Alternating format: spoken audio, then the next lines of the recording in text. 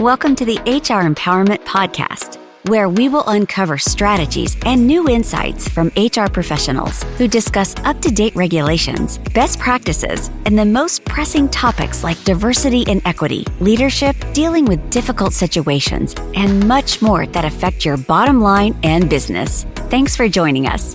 Hey, everybody. Welcome back. Wendy Sellers here, the HR lady. Today on our podcast, we have a very special guest. We have Dr. Jessie Stern, PhD, who is an American psychologist, researcher, and assistant professor at Pomona College in California. Did I pronounce that right, Jessie? Yeah, perfect. Awesome. Well, hey, I'm so excited to have you here. JC and I are thrilled that you're here. My goodness, thank you for your time today. Your work has been featured everywhere, it seems, more than 50 research articles and book chapters on relationships. You were in CNN, woohoo, the Scientific American, The Conversation. And I know that you're a frequent speaker on topics such as attachment, empathy, child and adolescent development, and mental health. So welcome. And I will be eventually asking you about your new book. But before we get into that, tell our listeners a little bit about yourself and how you got to where you are now. Thanks so much for having me, Wendy, and for that lovely introduction. I'm a psychologist by training, and I got really interested in understanding how relationships work. So from the time I was in college, I was just fascinated about this question of what makes for a good relationship and what can really undermine our ability to get along with other people. So from then on, I kind of studied many different populations. So I've studied kids with autism, I've studied parents and kids, and then most recently, adult relationships, and kind of taking this into a workplace setting. So I'm really excited to be talking to you about that today. Yeah, that's amazing. And JC, hey JC, how you doing? Wendy, I'm doing pretty good, thanks. Hey, tell us a little bit about Pomona College. Yeah, absolutely. It's quite fascinating. Pomona College was founded in 1887 in Claremont, California, and it's a top liberal arts college with about 1,700 students and a 7-to-1 student-faculty ratio, and a tradition of small classes, research, and global study opportunities. And allegedly, according to the internets, that was invented by Al Gore and renamed by George Bush, Dr. Jessie Stern, a Pomona alumna, and now assistant professor of psychological science, directs the Family Attachment and Empathy Lab, studying attachment, empathy, and development, and is the author of Beyond Difficult, a biography of Wendy's life. No, I'm kidding about the last part. I'm kidding. Back to you. As the HR lady, I would actually say that is correct. But that's so cool. Like, wow, what a small college, 7-to-1 student faculty ratio. That's amazing. It's so nice. I actually, before this, taught at University of Virginia for about 5 years, which was wonderful. But the very first class I taught was 350 students all on Zoom because it was COVID. So, oh my goodness. Being in a place where I get to learn students' names and really get to know them as people has been a lovely transition. That is amazing. I want to dive right in and our theme today is about managing challenging people at work and beyond, right? Not just at work are people difficult. But I want to talk about attachment and leadership. So my question for you is, how can understanding attachment styles help HR professionals and leaders in general improve how they manage or coach, AKA difficult employees? It's a great question. So all of us who have been in a workplace probably know that we come in with very different expectations about everything from communication to what good leadership looks like to what it means to be a good coworker. But underneath that, we can ask the question, where is this coming from? And one of the places where these differences come from is our attachment styles. So what do I mean by that? Your attachment style is basically your pattern of thoughts, feelings, and behavior in close relationships, but that can include work relationships too. So there are three main patterns, and ultimately these are not really buckets that we fall into, where it's more of a spectrum, but it's easiest to talk about these three. So the first is a secure attachment style. This means I feel comfortable depending on other people and having other people depend on me. I function well in a team. I like collaboration. I generally think other people are trustworthy, and I have a view of myself as generally competent and capable. So that's secure attachment. There's also two types of insecure attachment. The first is called an avoidant attachment style. So these are folks who prefer to keep other people kind of at an arm's length. I really prefer to work independently. Other people might be a liability. It's a little bit uncomfortable for me to deal with other people's emotions or to get close to other folks. So I'd really prefer to kind of be myself. Other people are maybe not so trustworthy. And I have maybe a slightly inflated view of myself, but in general, I just want to keep people a little bit distant. The second category of insecure attachment is called anxious attachment. And these folks tend to really, really depend on other people, sometimes to the point where they need a lot of reassurance about the quality of their work. Am I doing okay? I really want your feedback because I just don't know if I'm stacking up in the way that I'm doing this. There can be kind of an immaturity or a clinginess with this particular pattern. And oftentimes there's a low sense of self-worth. So I'm not so sure I'm competent in doing this. I really need you to look over my shoulder, or I really need the reassurance that I'm doing okay. So those three styles can kind of help us understand the different qualities that people are bringing to a workplace. And for a leader in particular, if you're able to build a culture where people feel safe, seen, and supported, you're most likely to elicit more secure attachment styles from your employees. So there's actually really cool longitudinal data showing that the more that a leader can be kind of a secure base, or a person who is dependable, supportive, supports people's development as employees, the more their employees start to look more secure over time, and less of these insecure patterns kind of emerge. Okay. JC, you had some stats you wanted to share on that, huh?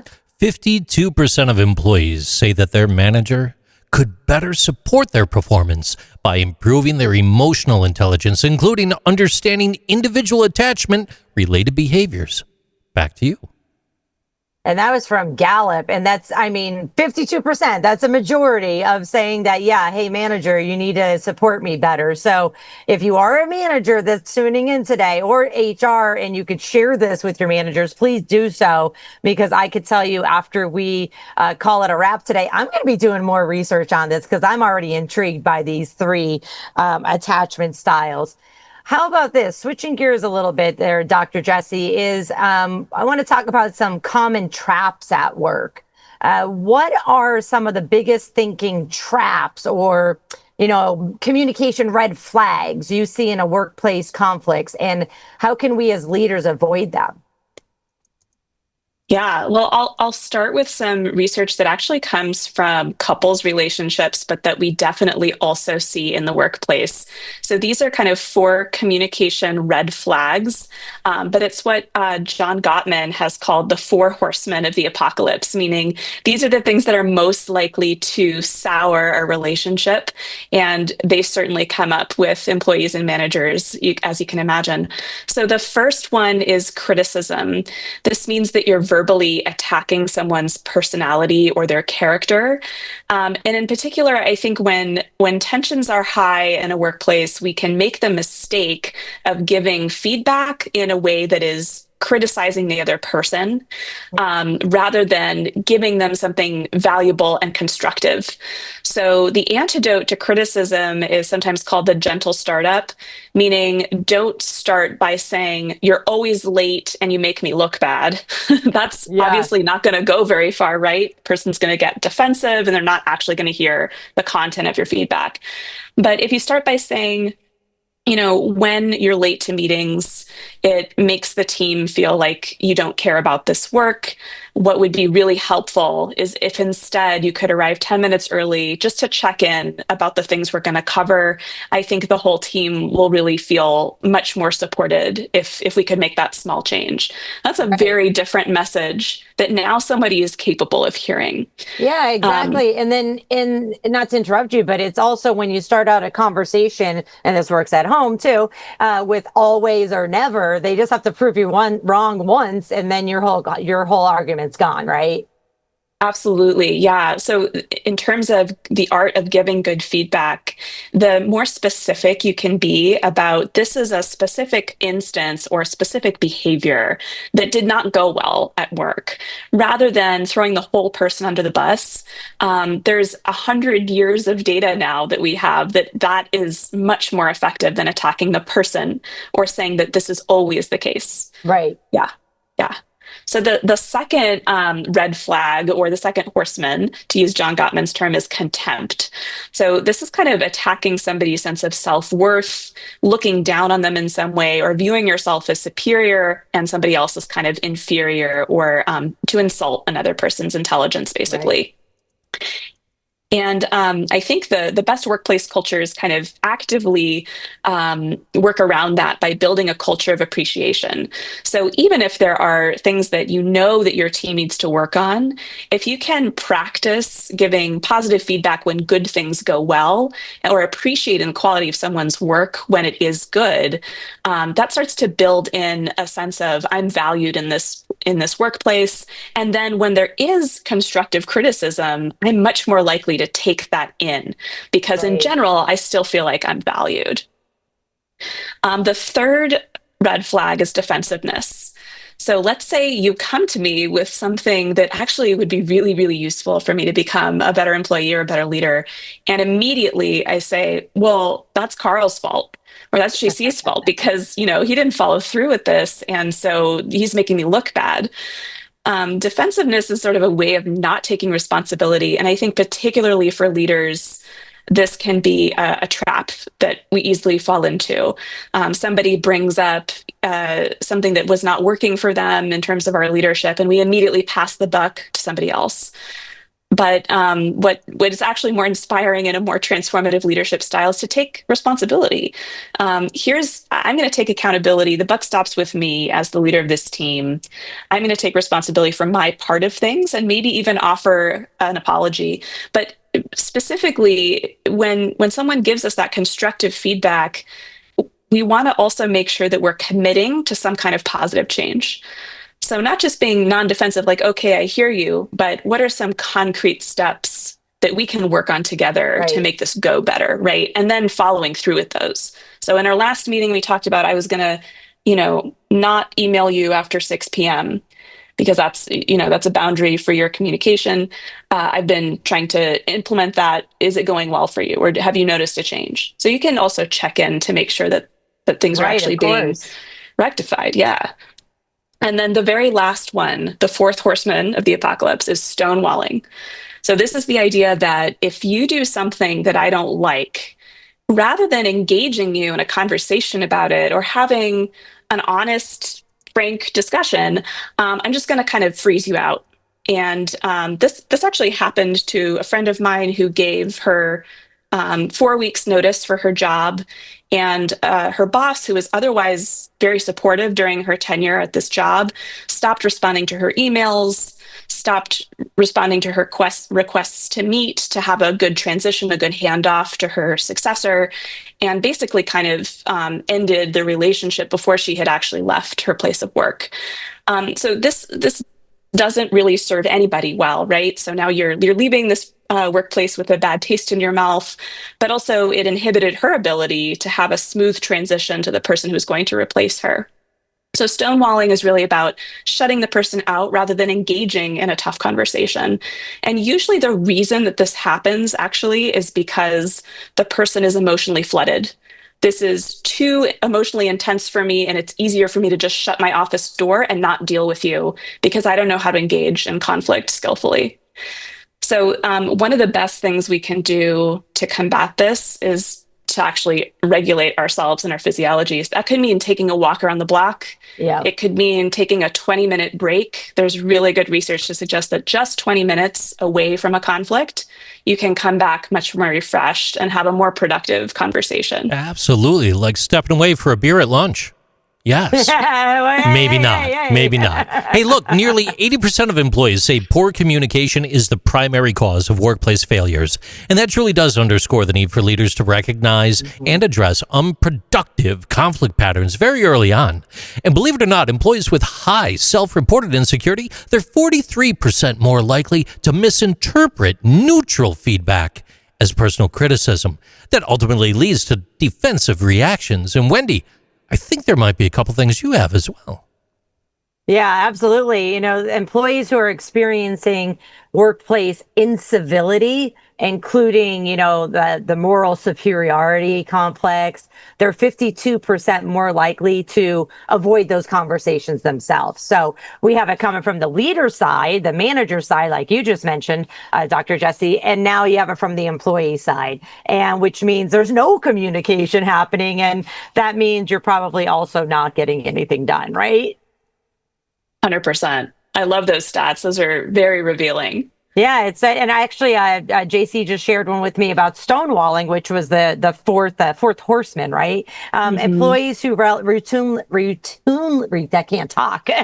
Employees who routinely use stonewalling as a strategy, a conflict management strategy, they actually report 40% lower job satisfaction and higher burnout rates. I was just talking to people yesterday about burnout. Burnout is it's so big right now with everything that's going on in the world, in our country, and then just it seems like we just don't have enough people to get the job done. So I want to switch gears here and talk about boundaries and repair. And I believe you talk about this in your book, Beyond Difficult.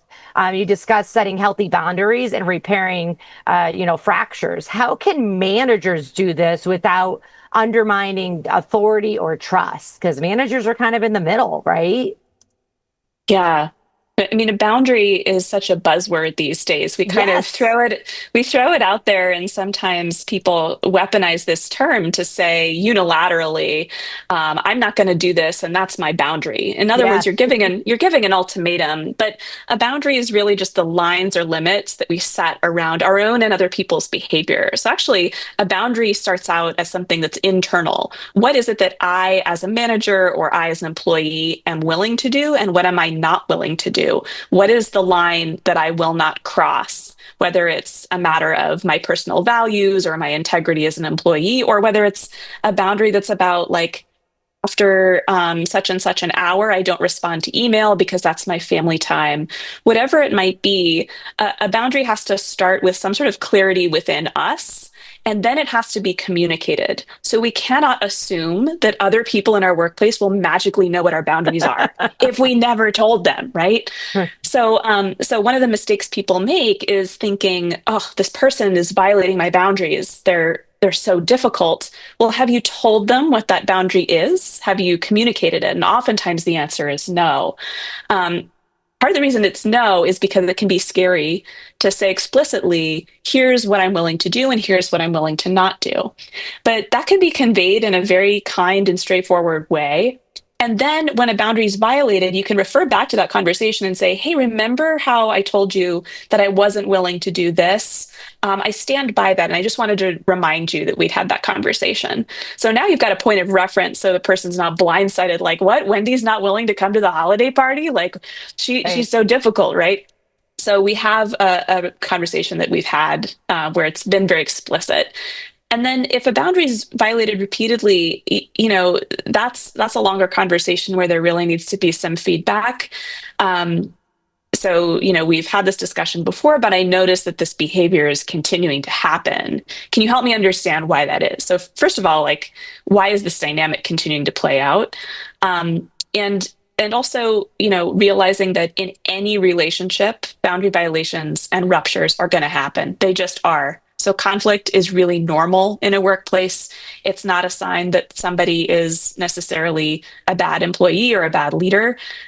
So if we take that as normative, then the question is, what do we do with it? Well, we need to repair. If there's a rupture to a relationship, then the main thing is, do we work to repair it? So rather than stonewalling, rather than criticizing or becoming defensive, the main question is, do we come to the table and can we have a productive conversation about how to move forward? So in the book, we talk about one person who was having difficulties with her supervisor. Her supervisor was often treating her with basically contempt and criticism.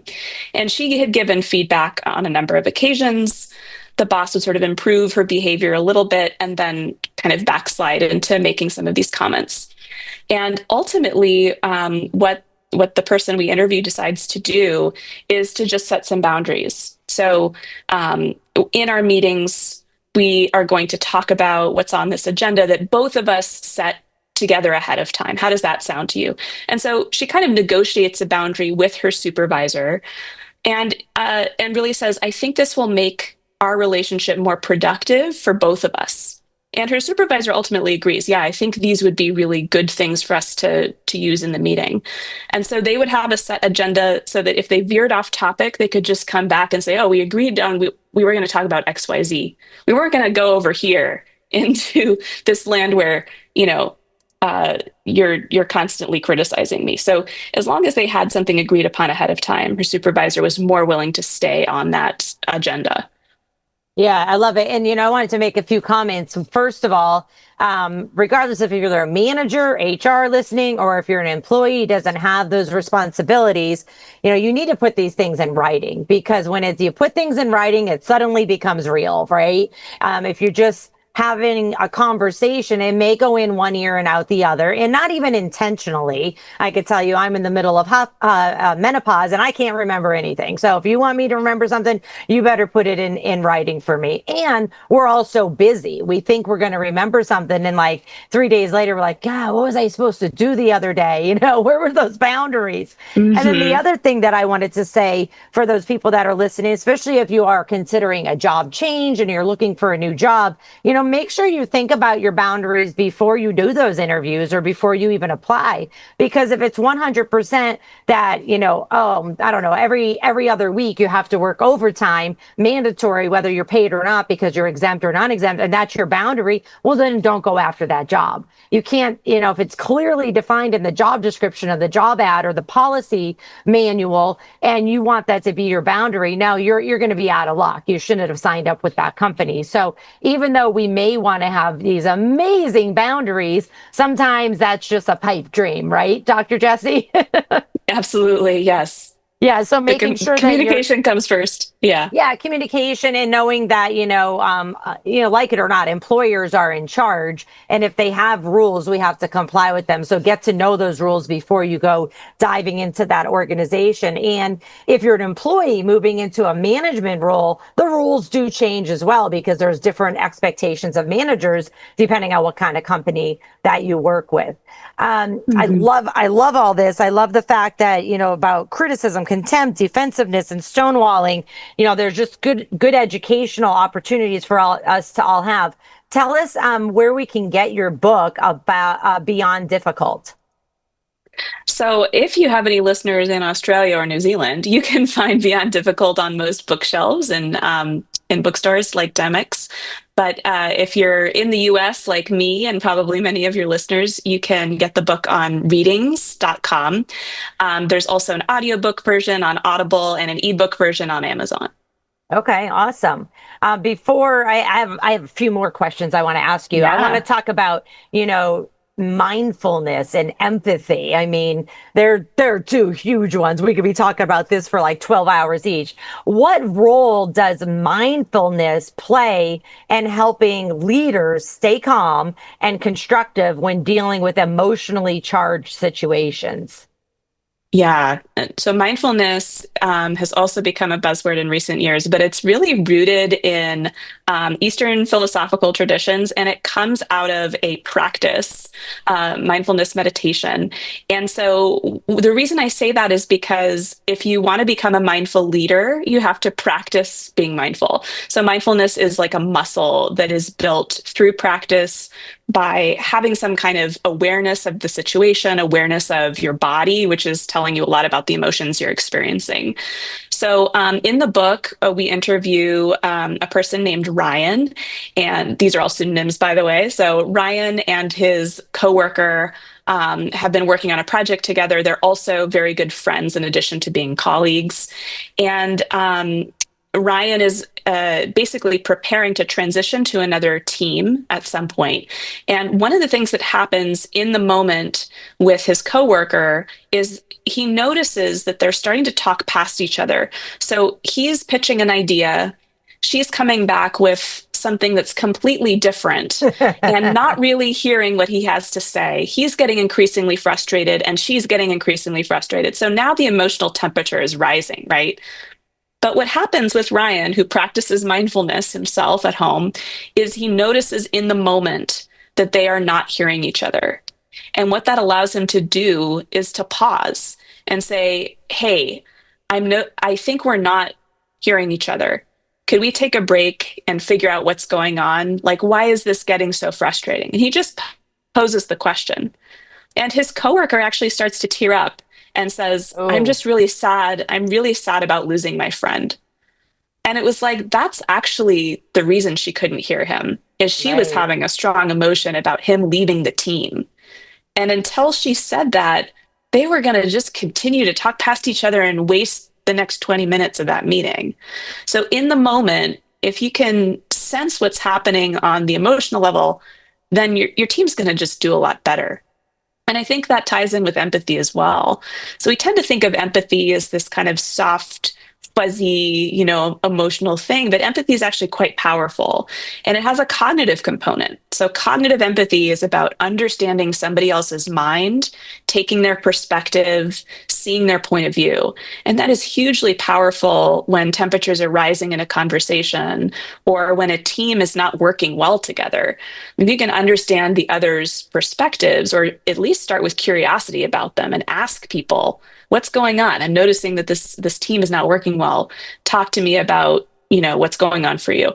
That's a first step in helping A, repair any relationship ruptures, but B, have a more constructive conversation going forward. Absolutely. Leaders who practice mindfulness, they're 78% more likely to effectively regulate their emotions during high-stress interactions, which ultimately leads to better team outcomes. Wendy, back to you. I literally just had a similar conversation about mindfulness this weekend, just because I myself have been under a lot of stress. And I was like, I need to start practicing mindfulness just to make sure that, I'm not affecting other people in my life and in my work too. So it's so important. And it's also important, in my opinion, to realize that not everybody is on our same level of mindfulness or even emotional intelligence. So if in that case that you were given that example of, Jessie, is, saying, okay, this person that I'm talking to doesn't get it. So let me just achieve their goal first. And then maybe we can get to my goal here too. I'm saying like, hey, for one, I love having agenda items, even if they're really quick, brief agenda. Hey, these are the 3 things we're going to talk about at our meeting. If you need anything, if you need to add anything, let me know. And then we're both prepared for it, right? It's so important. If you can give HR leaders or any leaders one practical framework or exercise from Beyond Difficult, the book, to improve their team dynamics, like right now, what would it be? I would say work on building a culture of feedback. So knowing that workplace relationships inevitably involve conflict and inevitably involve difference. How are you going to build in structures where people regularly give and receive feedback, where it's just part of the company culture? And we know from Thurlings and other researchers that there are 4 keys to effective feedback that make it useful for people. One is mutuality. So feedback should be a two-way street. Oftentimes, we're accustomed to thinking about top-down feedback, so leaders giving their employees feedback, but there should definitely be some bottom-up feedback as well, and mechanisms for doing so and making people feel safe. So feedback is a two-way street, it's mutual. The second component is be really specific. What are the specific behaviors or mistakes that were made, and how can you then improve from that? Rather than attacking the person or making some of those always statements that we spoke about earlier, the more specific you can be, the more likely learning is to occur afterward. Similar to that, feedback should really be goal-directed. This is to say it should be constructive rather than destructive. So this presentation did not go well. What's our goal for the next presentation that we do? And then let's work together to find a plan to achieve that goal. So goal-directed kind of focuses on the future, and it says, okay, we've acknowledged that this mistake was made. Now let's move forward together towards something we agree on as being, our mutual goal. And then finally, timing. So feedback should be given pretty frequently and preferably soon after behavior occurs while it's still kind of relevant. Right. So that way you're not waiting until your end of the year review and suddenly something from February comes up that your boss has been stewing on for ages, right? So ideally, feedback is kind of this ongoing time-sensitive process. And I think if there can be some built-in structures and a culture of appreciation as well, that makes the feedback way more effective and the relationships at work just better. I love it. I love it so much. Thank you so much for all of this. I myself took a lot of notes and plan on doing a little bit more research and getting your book as well. So tell us, Dr. Jessie Stern, how people can connect with you. You're welcome to connect with me on social media. I'm on Twitter at Jess A. Stern, and same on Blue Sky. And I'm also on Instagram at Dr. Jessie Stern. And LinkedIn as well? LinkedIn as well, yes. All right. Excellent. Well, this has been amazing. Congratulations on the book. We're very proud of you. And thanks for sharing this information with us. I hope this podcast session has been beneficial to all our listeners. Oh, by the way, we at Aurora Training Advantage will be offering certificate programs soon. These certificates are meant to not only boost your knowledge, skills, and abilities, but also to prove that you know what you're doing on your resume and your LinkedIn profile. So take care, everyone, and thanks for joining us. Take care, Dr. Jessie Stern. Thanks, Wendy. Thanks, JC. Thank you for joining the HR Empowerment Podcast, brought to you by Aurora Training Advantage. We hope you've gained new insight and strategies to navigate the HR profession. We look forward to you joining us again on the HR Empowerment Podcast.